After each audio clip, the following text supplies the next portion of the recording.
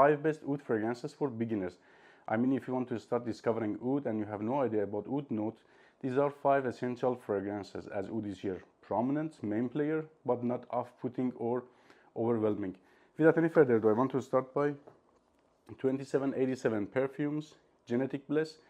Oud is here prominent, but wearable, somehow easy to wear, or not as off-putting as most of oud fragrances out there. It is a powdery, very little sweet and dry, peppery type of oudy fragrance. It is a very strong and long-lasting fragrance, but projects softly and inoffensively. Let's say to this one, lasts only 12-14 hours plus in terms of longevity.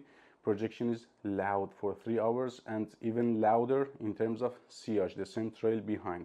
Next one is Versace Oud Noir, another wearable oud-based fragrance and one of the safest oud-based fragrances in the designer game.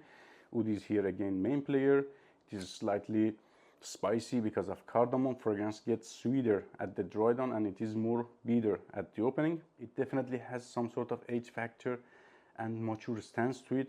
Performance is not that great, like 3-4 hours maximum in terms of longevity, with first hour below average, very soft type of projection and sillage. One of those extremely inoffensive and soft type of oud-based fragrances for indoor situations. Next one is Oud Vanille from House of Montserrat, one of those sexy oud-based fragrances. Smells very luxury and dressed up, a nighttime type of fragrance. Vanilla and oud are main players here. Oud is a little bit medicinal at the first 20 minutes. After that gets smoother as vanilla shines better and gets little bit powdery at the background.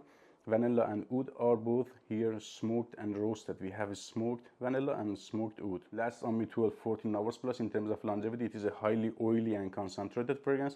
That's why it doesn't project that good. It is like average projection for 3-4 hours. Next one is Stronger With You Oud.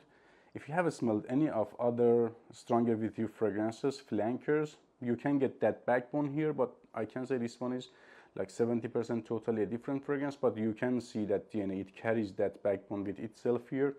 So this one is more about like saffron and oud to my nose.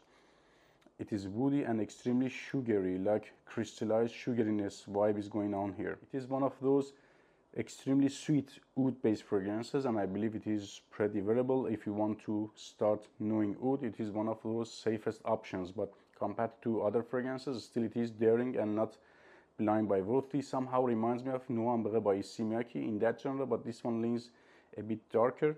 Lasts only like 8-9 hours plus in terms of longevity, and projection and sillage is average for first 2 hours, or let's say close to good.